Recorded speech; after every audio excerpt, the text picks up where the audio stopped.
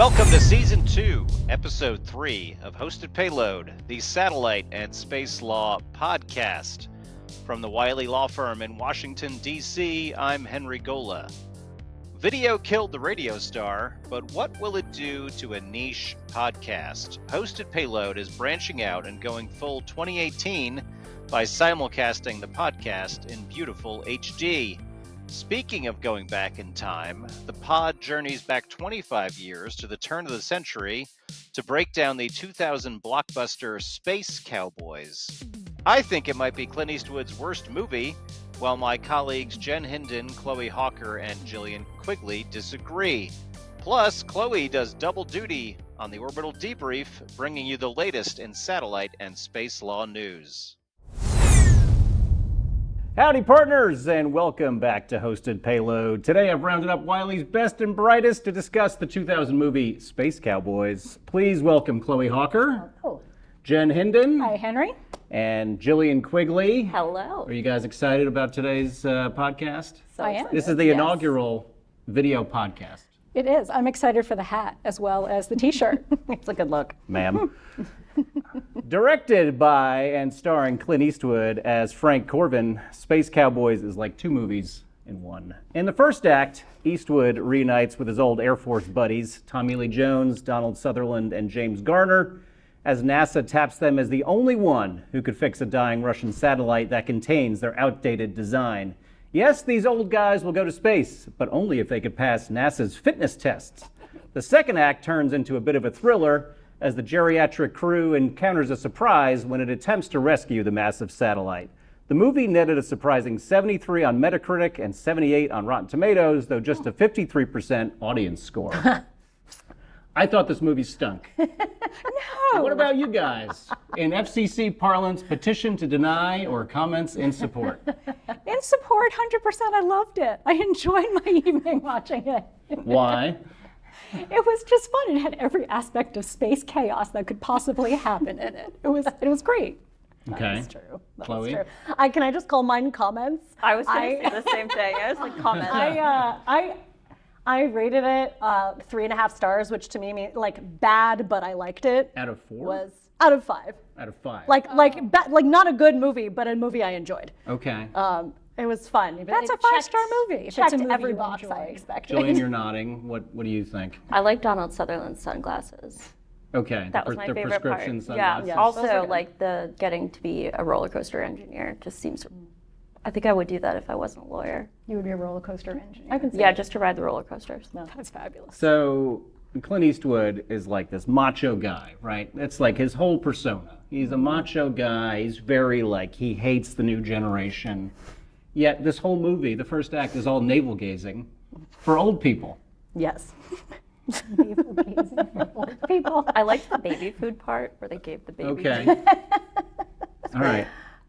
We obviously have a disagreement here about this movie. I feel like we watch two different movies. It's very self-indulgent, Yes, right? Like that's it's my very point, yes. yes. I think this movie is one of those. I think every demographic needs a "I'm your only hope, send me to space" movie. Okay. And this is the like older guys who feel like they're irrelevant, and this is the one time that they get to save the day in space. I mean, I get it. Yeah, I get it. And they did save the day in space. That's what's so great about it. Sure. I think, look, I don't think it's aged well. I feel like if you put like Clooney and Pitt and those guys today, I may be more into it. But like, I don't care about these guys. Tommy Lee Jones and Clint Eastwood? Oh, come on. It was a great movie. It Okay. was a great movie. All right. So I wasn't in the mood for it either, I guess, obviously. I Okay, wasn't in the good. mood to watch a bunch of 7-year-old old white dudes go to space. But like, Yeah. call me crazy. So there Crazy. there were several technical aspects of this movie that we had to suspend some disbelief. I think we could all agree that. What was the most egregious part? There were so many things. The most egregious. I mean, it was just a chaotic movie entirely.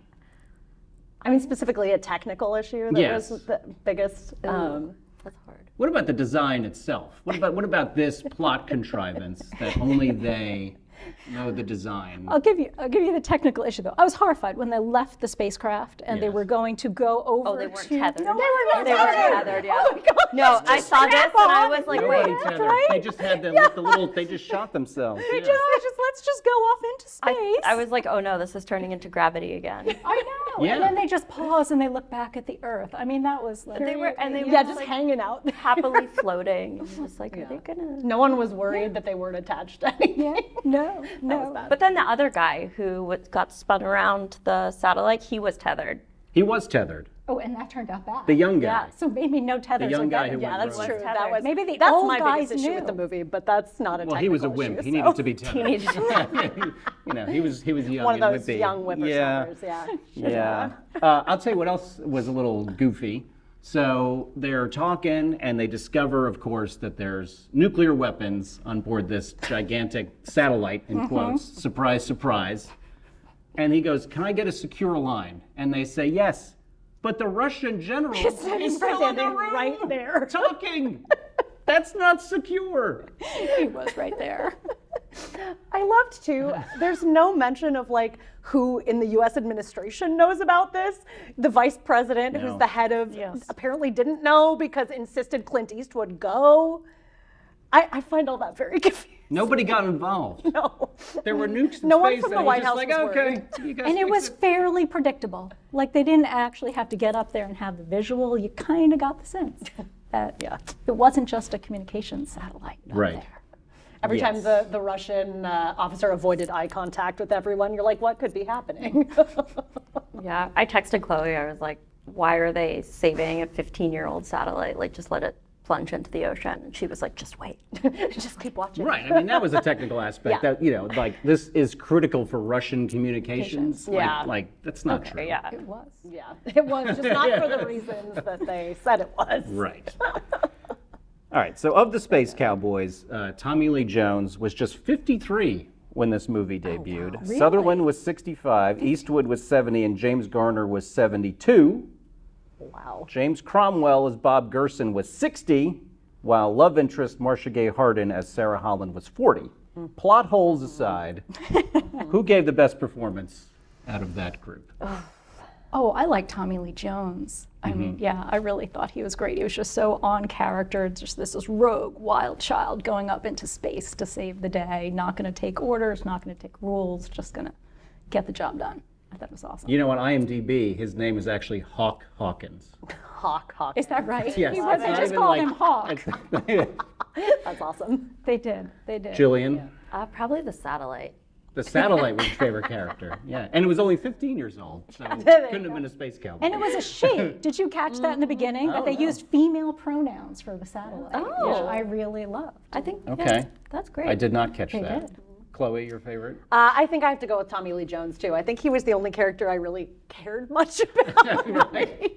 Because as you're saying, right, the Clint Eastwood character, you're like, yeah, okay, Yeah. all right, like. In that vein, okay, I agree. He gave the best performance. He was like, he was believable in a sense. Yeah. You know, the other guy, the James Garner character, has pancreatic cancer, it's revealed. Yeah. Why is Tommy Lee Jones the one who sacrifices himself to shoot the nukes to the moon and past the moon when a guy is going to be dead in 3 months? Why isn't James Wait, Garner so the are you right about that? Because that got lost on me. I actually thought- thought I it thought was the Tommy dude- Lee Jones. Isn't it Tommy Lee Jones' It had to have character been who has Tommy Lee pancreatic Jones. cancer? Is it? I think I so. think I think so. that's I the can't whole tell thing. because they look too similar. Yes, because Hawk Hawk was. had cancer? Yes. Yeah. Yeah. Hawk had pancreatic That's cancer. why Clint Eastwood had to land And the shuttle. plane. Oh. Yeah. And got the hula Yeah. girl. So That they- would have been even more insane. Okay, I take all that back.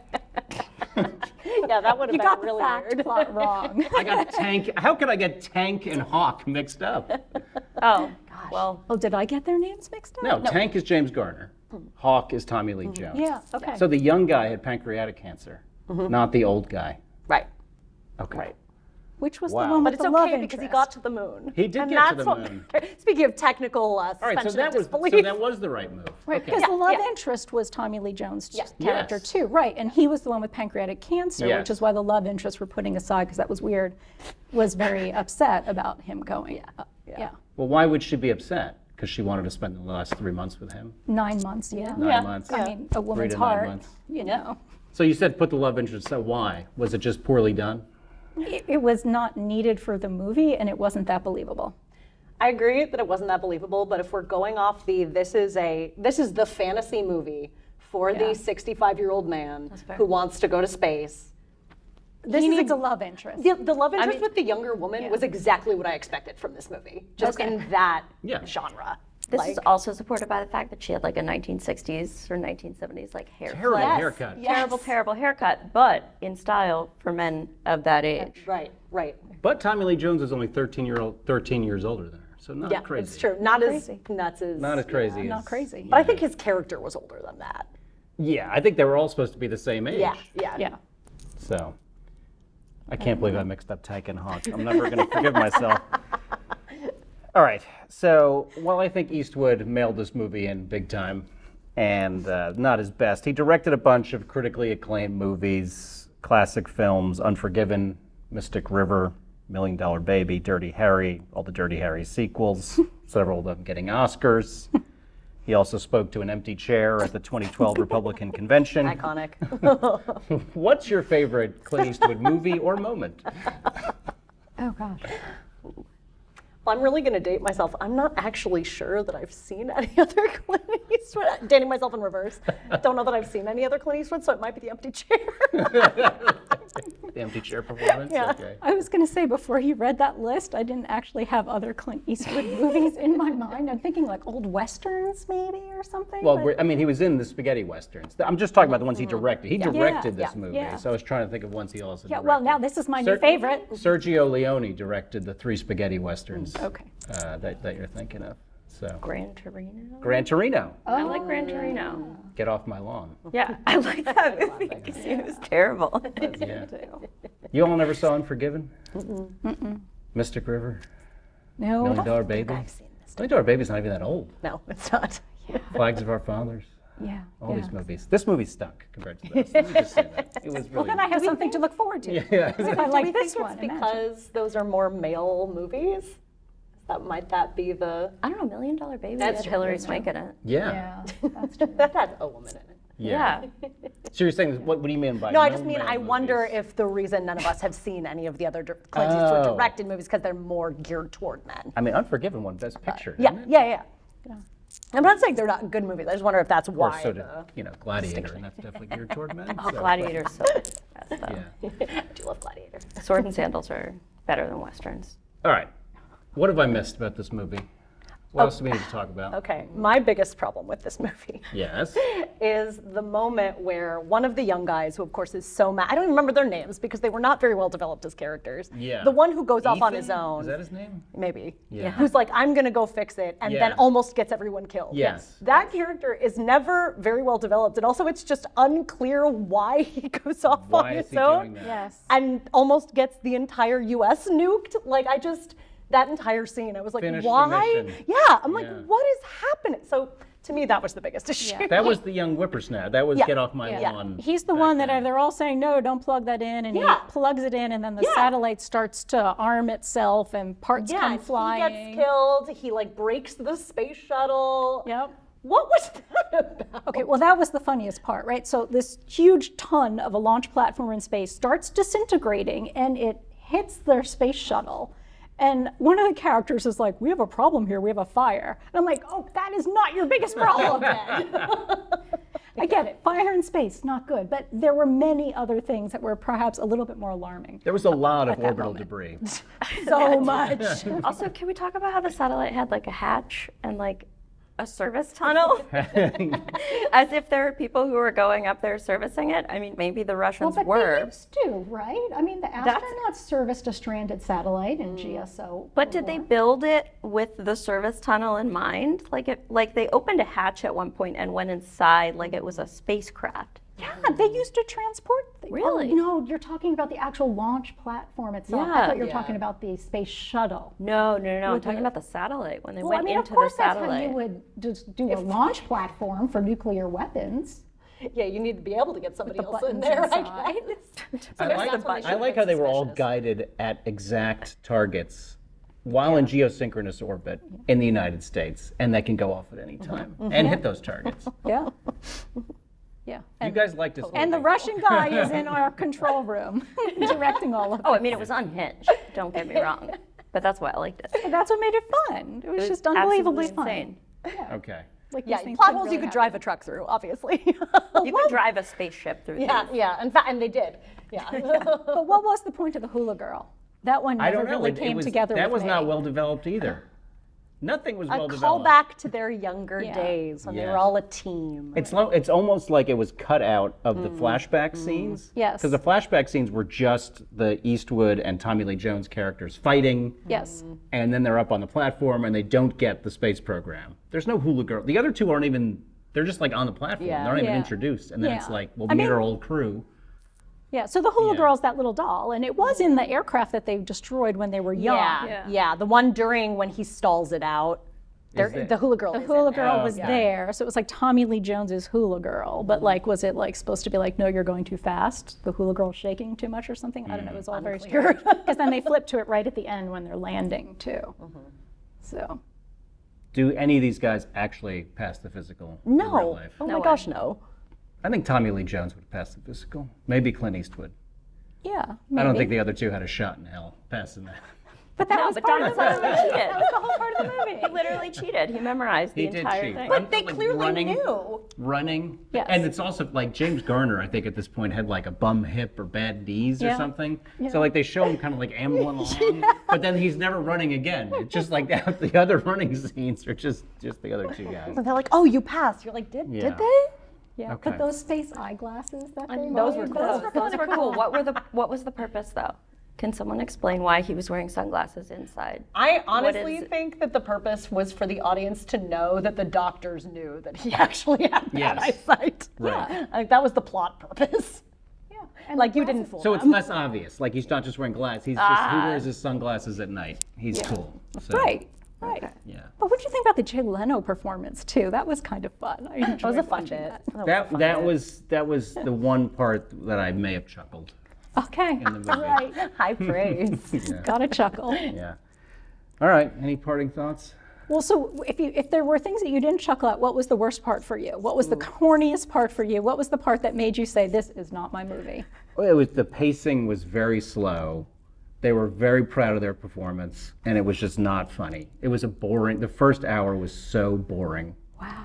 and I wished I was doing something else while I was watching it. The second half, when they go to space, at least had action. Yes. So I'd like it kind of kept your attention. Yes, that's true. The first part of it, though, get me out of here. They could have edited. I They felt could like have I felt like edited I the came story. into like my dad's country club and I was hanging out with his friends and I didn't know any of the jokes, and they're terrible jokes. You don't need to know them because they're not funny. That's what I felt like I had stumbled onto because if I could and like being there, I couldn't leave. It was post round and I was having a beer. 19th hole. Here we are. That's right. So this makes way more sense because I actually was doing something the first hour. I There you was go. playing Baldur's Gate while I was watching it. This is why we had a better time. Probably right. So you didn't ask the question I thought you were going to ask, Okay. which is whether we would go to space. Would you go to space? Oh, Would you go to space when you were 70-something years old, if given the opportunity? No. No. No. That was, Maybe Definitive. if I had pancreatic cancer. There you go. Yeah. okay. There you go. Not Ride the otherwise. nukes to the moon. Yeah. Yeah, absolutely. Jillian? Absolutely. Send me up now. Chloe? Yeah. Yes. Okay. Yes. The girls would go to gonna space. Yeah, yeah, yeah. The Girls space trip. cowgirls Girls would trip. go to space. It's gonna be great. Yippee-ki-yay. All right, that'll do it for Hosted Payload. Until next time. It is video orbital debrief time. Chloe, how are you? Ooh. Doing great. How are you? You know, it's we're stepping into 10 years in the past. We're catching up to technology here by doing a video podcast. What it's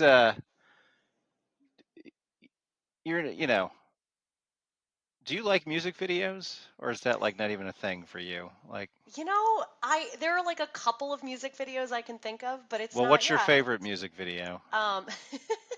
The thrift shop music video was pretty hilarious. Okay. Okay. That's the one off the top of my head. What about All you? right. Good enough. What about in space and satellite news? What's the first thing we should know this month? Yeah, so the Space Force has released an updated version of its space threat fact sheet. Wow. So, what are the space threats that Space Force thinks we should be concerned about? So the Space Force categorizes China and Russia as the biggest strategic threats, as both countries are developing their own space power and trying to undermine the United States' space power. The fact sheet highlights China's accelerating satellite launch pace and its intent to field anti-satellite weapons capable of destroying satellites in geosynchronous orbit. That sounds ominous. What does it say about Russia? While Russia's space technology is dealing with funding shortfalls and other issues, it continues to develop counter space systems of its own, including a satellite designed to carry a nuclear weapon and continued interference with GPS and other satellite communications. That's good. Good tie into the previous segment here for Space Exactly. Cowboys. What's our second item? The FAA has recently entered a contract with SpaceX to use Starlink to upgrade the technology the FAA uses for air traffic control. Interesting. What do we know about the contract? Not much. The size and terms of the contract haven't been disclosed yet, although the FAA has disclosed that it's currently performing testing with the Starlink terminals in Atlantic City. Some people are also raising concerns about conflict of interest, given that Elon Musk is heading the effort to cut costs in the federal government, including by cutting staffing at the FAA. Yeah, certainly makes sense. So, why the new contract? Well, the FAA's announcement of it about testing noted that Alaska has had problems with reliable weather information for the aviation community, and that the 2024 FAA reauthorization required the FAA to address that. But beyond that problem specifically, a Government Accountability Office report in December found that urgent FAA actions are needed to modernize aging systems. Gotcha. FCC is one of these agencies that asks the people who they regulate to pay for the thrill of being regulated by the FCC. Yes, So, they do. what is the third item about these regulatory fees? Suddenly, it is that time of year again. It seems like it's always that time of year. It's always that time of year. Yeah. So the FCC just released a further notice of proposed rulemaking about regulatory fees specifically for space and Earth stations. It requests comments on several issues, including assessing fees on all authorized space stations, even if they're not operational, and an alternative methodology for assessing space station regulatory fees. Okay. How does that alternative methodology work?